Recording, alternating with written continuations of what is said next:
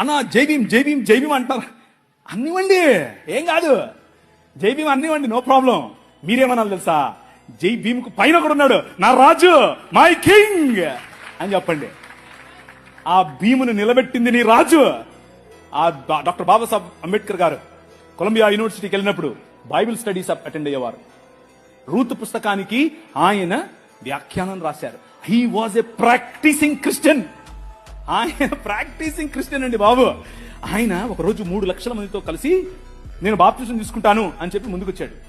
ముందుకొచ్చి ఫోన్ మన మెథడిస్ట్ సంఘంలో ఉన్నటువంటి బిషప్ గారికి చెప్తే, బిషప్ గారు దానికి కావాల్సినటువంటి పనులన్నీ వసతులన్నీ ఏర్పాటు చేసుకునే క్రమంలో నెహ్రూ గారు ఫోన్ చేశారు. నెహ్రూ గారు ఫోన్ చేసి, ఏంటండి మీరు ఇలా చేస్తున్నారంట, ఇలా చేస్తే మీకు ఈ పొలిటికల్ అపోజిషన్ ఎక్కువైపోద్దని చెప్పాడు.